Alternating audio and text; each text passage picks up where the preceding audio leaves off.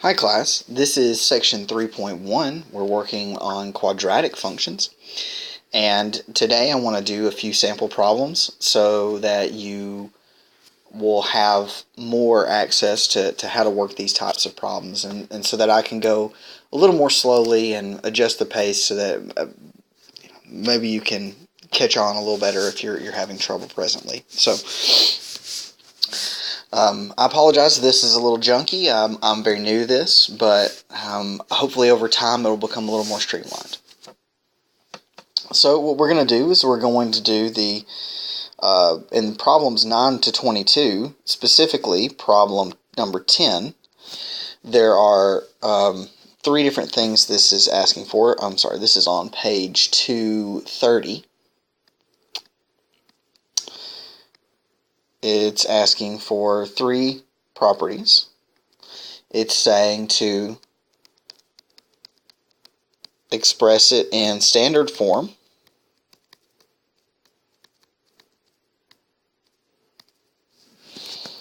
It's also asking that we find the vertex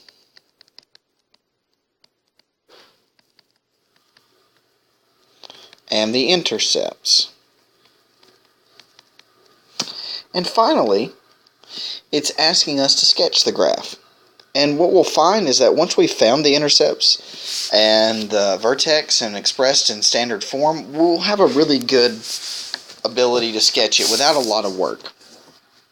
Okay, so I'm going to put this up in the corner here so that we know it's here, but we don't have to look at it big time. So starting with number 10, we see that we have f of x equals x squared plus 8x. Alright, let's talk about how we would solve this. Well, the first thing we want to do anytime we convert from that descending order form to standard form, we need to complete the square.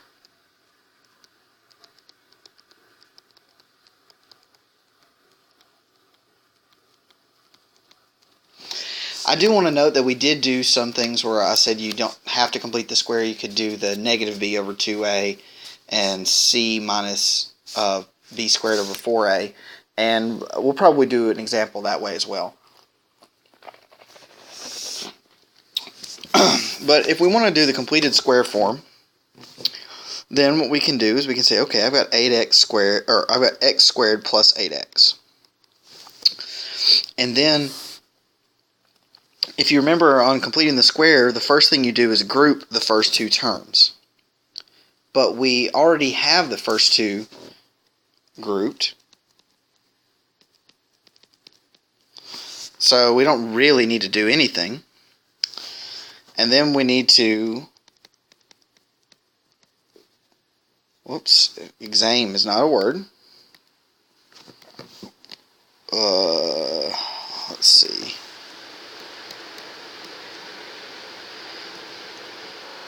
So then we want to examine the b term. Okay, well, that in this case is 8.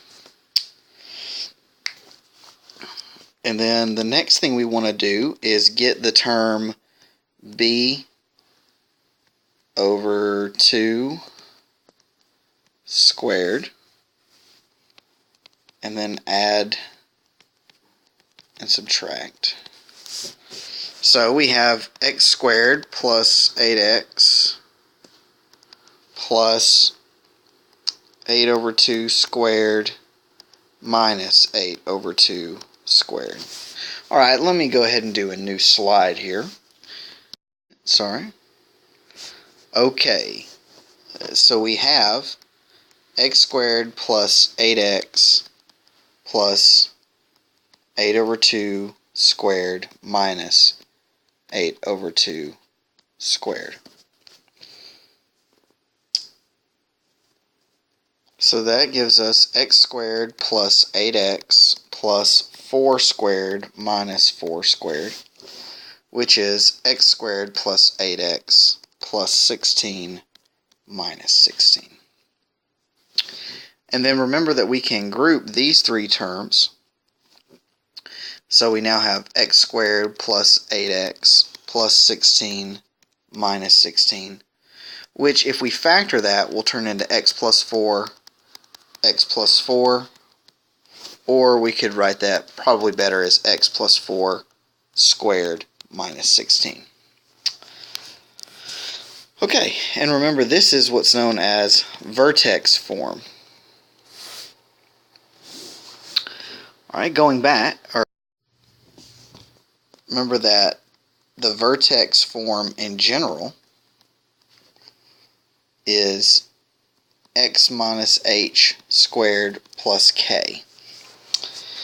And what we have is f of x equals x plus 4 squared minus 16. So if we just match terms, let's see if I can draw this arrow. If we just match terms back and forth here, we see that though h, notice we have like an x minus h and an x plus 4, so that tells me that h, k must be negative 4 and then negative 16.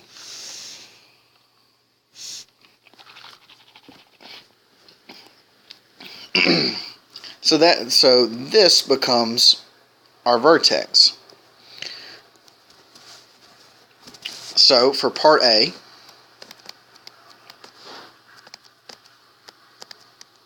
we have that f of x is x plus 4 squared minus 16.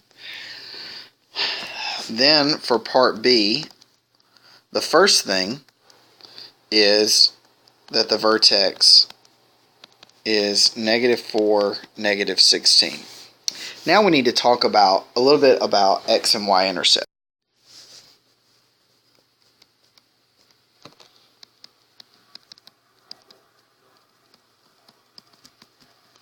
Alright, we can say that the y-intercept of a parabola or a quadratic, however you like to talk about it,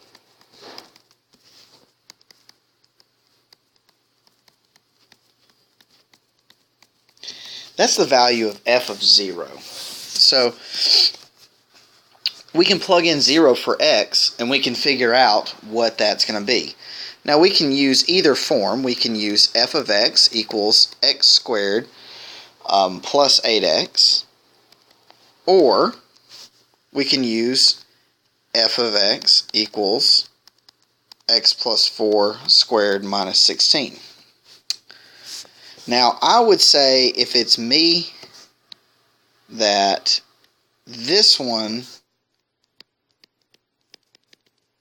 is usually easier. Because if we plug in for the other one, we have to square stuff and move around. So I like to use this one. So let's get f of 0. So f of 0 is 0 squared plus 8 times 0, which is just 0. So what we get is that the y-intercept, when x is 0, y is 0.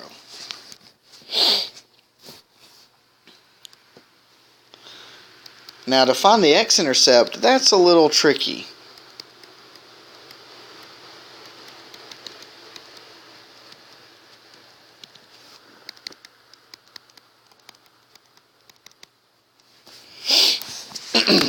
So to do that,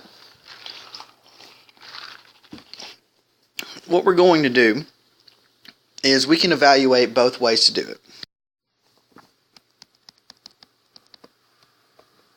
If we have it in vertex form, which I think is easier,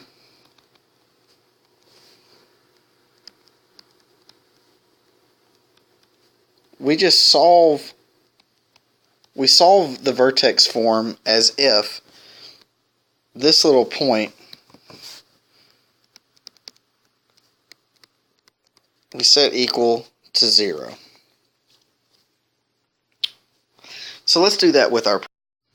We say that x plus 4 squared minus 16 is set equal to 0. Then if we add 16 to both sides, we end up with x plus 4 squared equals 16. Then we can take the square root of both sides.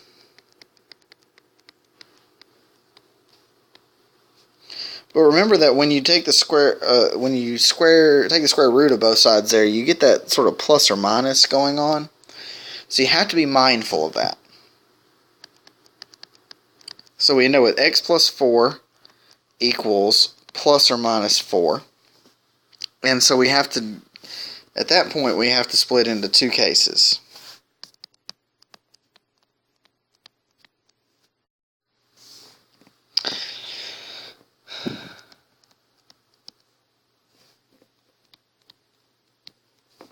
Alright. In case 1, x plus 4 is a positive 4. In case 2, x plus 4 is equal to a negative 4. So we just have the positive and the negative case. If we subtract 4 from both sides, we get that x is 0. If we do the same thing over here, we get x equals negative 8.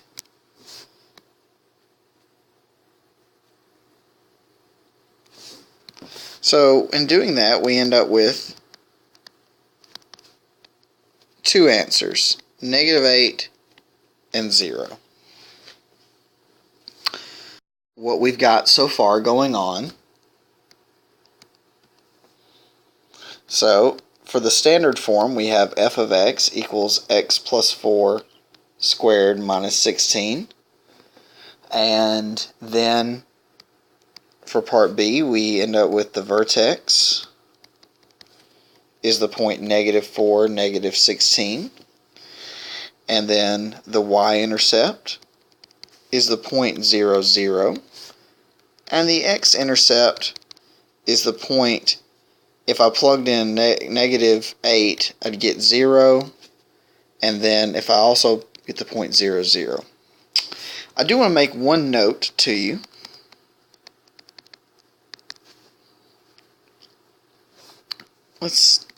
Okay, and that if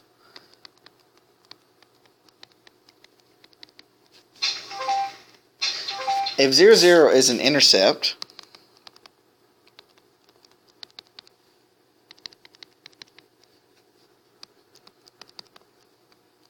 it's both an x and y intercept.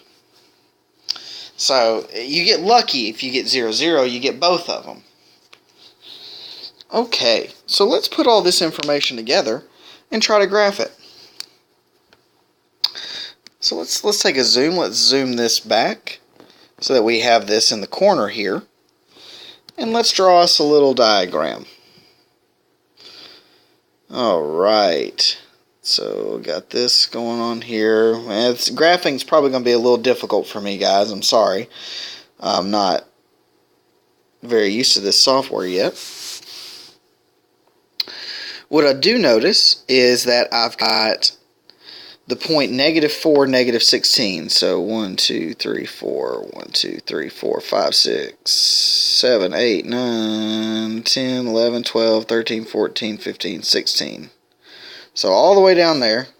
Ugh, it's terrible, right? Okay, and then I've got the y-intercept, which is 0, 0. And then I've got the x-intercept, which is 0, 0 as well, but also negative 8, 0. So we could plot some other points. Maybe like f of 2. That's going to be 2 squared plus 8 times 2. Sorry, I mean f of negative 2. So that's 4 minus 16 or negative 12.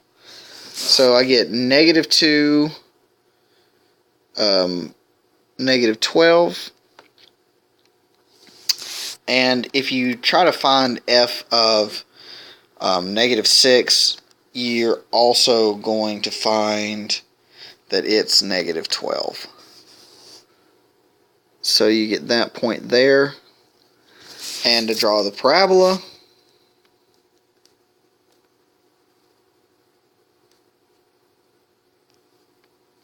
we get that.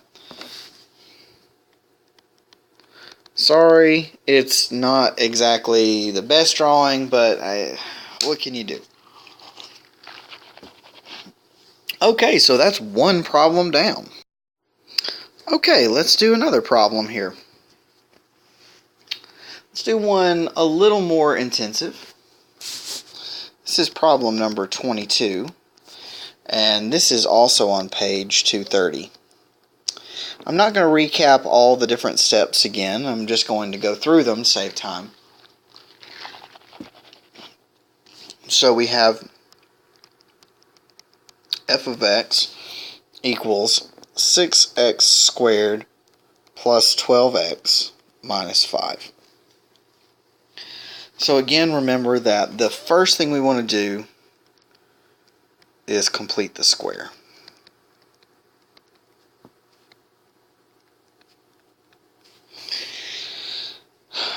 Now, doing that is probably going to take more than one slide, but what can you do? So we have 6x squared plus 12x minus 5. Then, what we can do is we can group the first two terms.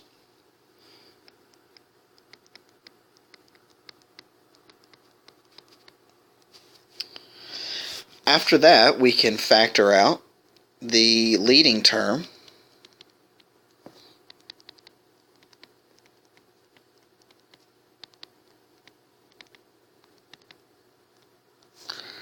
So we can pull a 6 out. If we pull a 6 out of these, what we have is x squared plus 2x minus 5.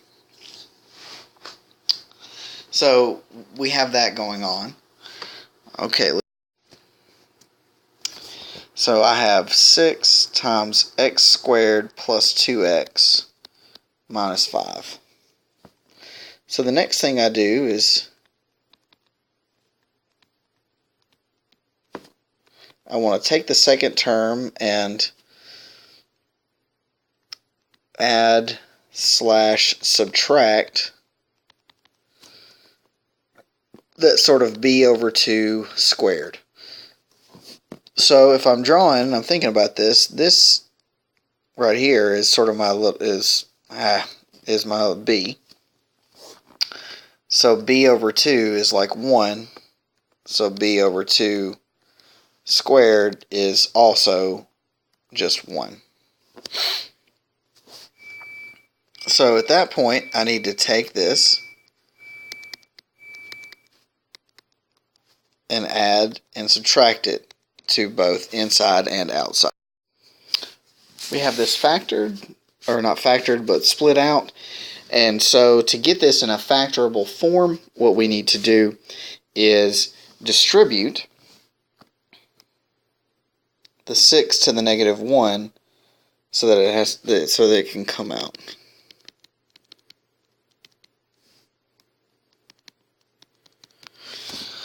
So once we do that, we still have a 6 in the front, but this is 6x squared plus 2x plus 1, and 6 times the negative 1 will get us a negative 6 minus 5.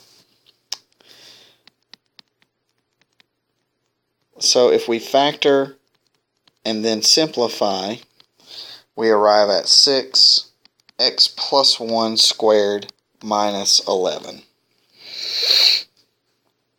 Okay, so now it looks like we're ready to put this thing.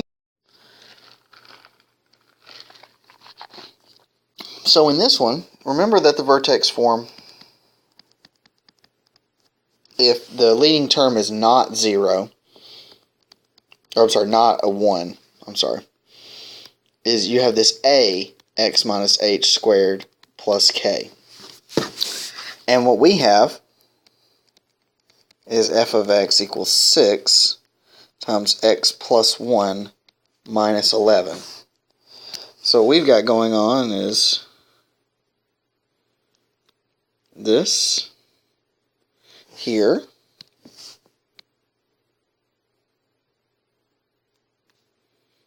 this here, and that there. So we can identify each of these terms. So that tells me A is 6, and this tells me about the stretch or the reflection. And the vertex is going to be a -1 and a -11. So that's how we get the vertex. Now what we need to do is figure out the x and y intercepts.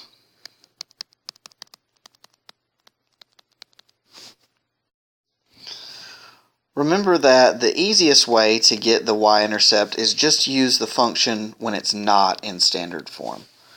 So we have f of x equals 6x squared plus 12x minus 5, and the y-intercept happens at the point x is 0.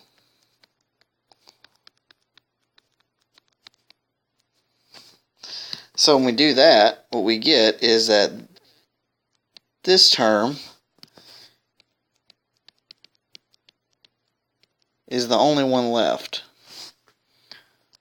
So f of 0 equals -5, leaving us with a y-intercept of 0, -5. Now to get the x-intercept, we're going to have to be a little more clever. We'll have to be a little more craftier. Now I'm going to do one way that's a little different than just using the vertex form. We can do it with the quadratic formula.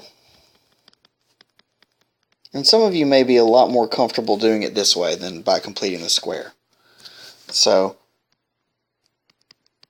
the first thing we want to do is set our quadratic equal to 0.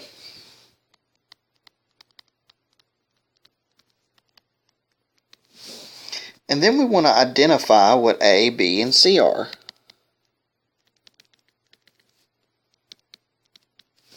So A is 6, B is 12, C is -5. And then we want to remember that we have the quadratic formula is that x is -b plus or minus the square root of b squared minus 4ac all over 2a. So what I'm going to do, I'm going to take this, I'm going to scrunch it up, put it in the corner so that I have it, and then let's run the formula. So we should be able to get that x equals -12 plus or minus the square root 12 squared minus 4 times 6 times -5 all over 2 times 6. So if we keep running that, we end up with x is -12 plus or minus 144 plus what appears to be 120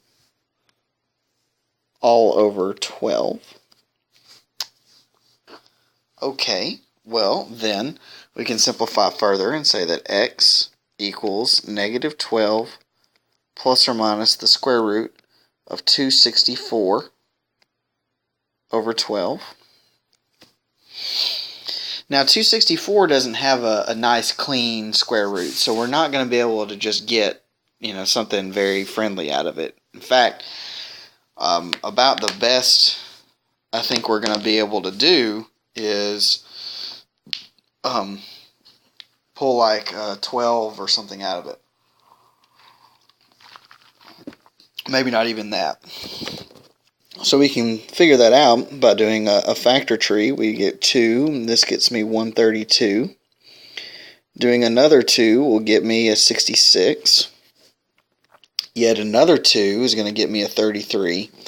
Well, I know this thing isn't going to do me much good, so 3 and 11. So it looks like the only 2 that I actually have that help out are these pair of 2's there. So that tells me that x is negative 12 plus or minus the square root of 4 times 66 over 12.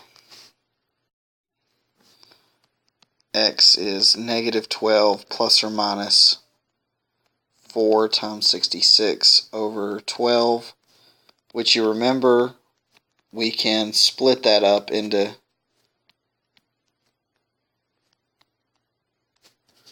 two separate ones there. So then x equals negative 12 plus or minus 2 square root of 66 over 12. So we can then split up into negative 12 plus or minus over 12 plus or minus 2 root 66 over 12, which then gets us negative 1 plus or minus root 66 over 6. Since we have this square root form like this, pretty much the best that we can hope for is to write it in the following way. Negative 1 plus square root of 66 over 6, negative 1 minus square root of 66 over 6. And there's not much more we can do there. What I'm going to do, we have that the form and standard form is 6x plus 1 squared minus 11, and then that gives us a vertex of negative 1, negative 11. And then we could find that the y-intercept was 0, negative 5. And then we end up with the x-intercept being negative 1 plus square root of 66 over 6, 0. And negative 1 minus the square root of 66 over 6, 0. These are my x-intercepts. So at that point, what we want to do is, well, now we have enough information to graph. So let's graph.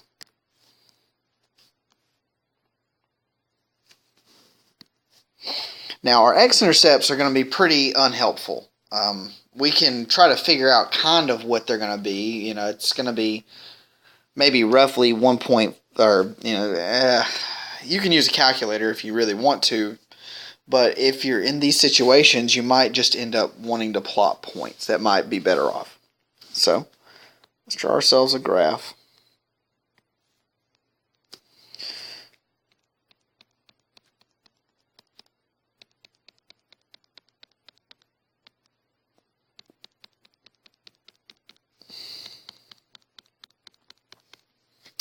So our first point that we have is negative 1, negative 11. So that's here. And that's our vertex. And our y-intercept is 0, negative 5. And what we want are some more points. So why don't we try getting something like, since we have 0 and negative 1, let's try f of negative 2. When we plug that into probably the original formula works best. You do 6 times negative 2 squared plus 12 times negative 2 minus 5. So 6 times 4 minus 24 minus 5. 24 minus 24 minus 5, or negative 5. So then we know we can go to negative 2, negative 5 as well. And we could plot more points. You could try like f of 1 or f of negative 3. You know, and those would be helpful. If you do like f of 1, run out of room here, so I'm just going to jump the gun here. If you do like f of 1, what you're going to end up with is something that's like all the way up to like 13 or something like that. It's just really far up. It's really like up here. And then negative 3 is kind of the same behavior. So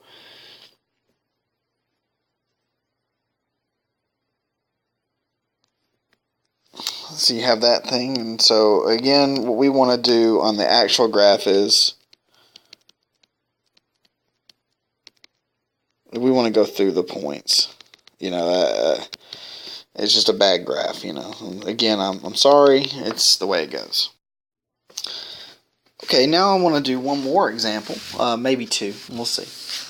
And this is for a different set of problems. This one is in the section of 23 through 32. They want you to express the quadratic function in standard form, sketch the graph, and then find its maximum or minimum value. But if you remember, and I'll just write this, recall,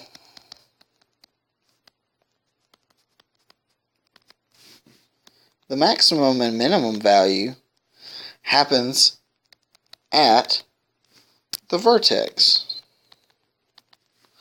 So you're really not doing anything different, even if you might think you are. So if we have something like let's go ahead and do something a little less ordinary, like number 28. So number 28 on page 230 is f of x equals 1 minus 6x minus x squared, and we want to find the, we want to get in standard form. We want to sketch, and then we want to talk about whether it's a maximum or minimum value. So let's pull back. Okay. So first thing we want to do is complete the square.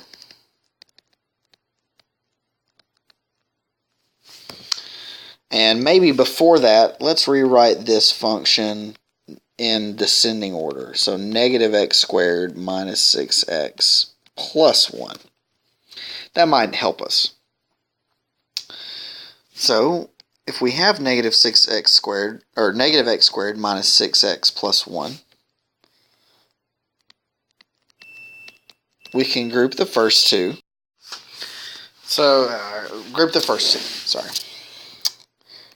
We have negative x squared minus 6x plus 1. And then we want to factor out the a term. So notice that negative 1 is common to both terms. So if I pull a negative 1 out, I end up with x squared plus 6x plus a 1. And then I want to subtract that b over 2 squared term. So I have a negative x squared plus 6x plus 6 over 2 squared minus 6 over 2 squared plus 1. So we've got negative x squared plus 6x plus 6 over 2 squared minus 6 over 2 squared. And that was plus 1. So negative x squared plus 6x plus 3 squared minus 3 squared plus 1, which is negative x squared plus 6x plus 9 minus 9 plus 1. So then we need to distribute.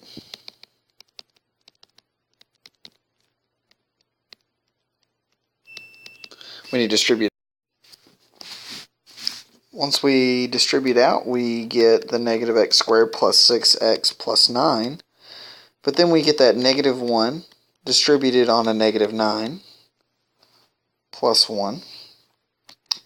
So then we have negative x squared plus 6x plus 9 minus 10 plus 1.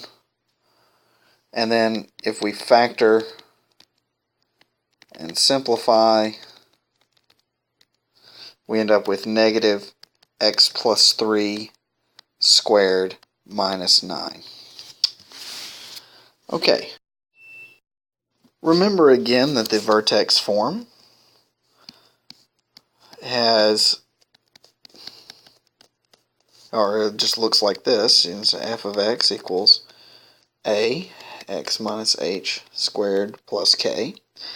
And we have reduced our particular quadratic to x plus 3 squared minus 9. So matching terms, we can see that the a value is -1, that h must be -3, and k must be -9. This tells me that it's frowny, or if you prefer more technical terms, means it opens down. If you want even more technical terms, if you're just that kind of person, that tells us that it's concave down. And then, these are the vertex points. Okay, so we now have it in the standard form.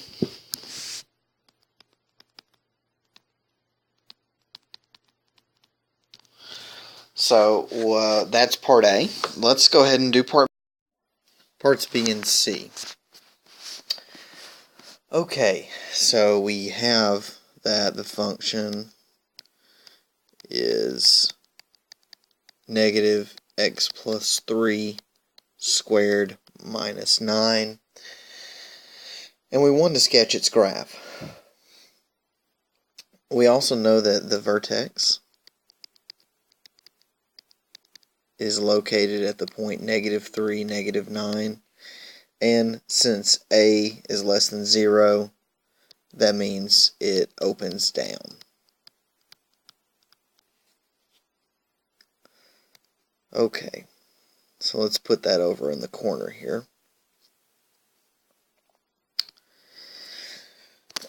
See if we can. Let's see. Okay. Let's draw a graph. So with the vertex at -3, -9, we have to go down pretty far before we can start seeing some real results. We can do this as a sequence of transformations if we wanted to. So we want to do the original graph of f of x equals x squared. That looks something like this. And then remember that the vertex is just a record of the shifts. So since the vertex is at -3, -9, we have a horizontal shift of -3 and a vertical shift of -9. So in doing that, what we can do is we can go over 3 spaces,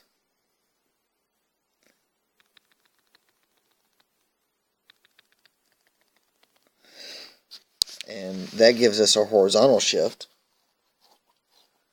Then what we can do is we can do our reflection,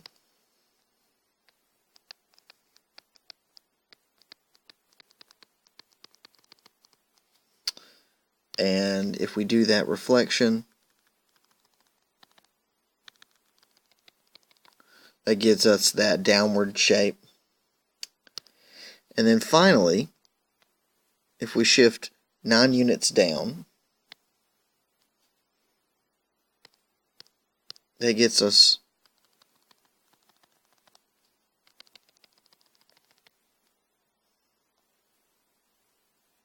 our final result. So let's zoom out. That's a little too much, maybe.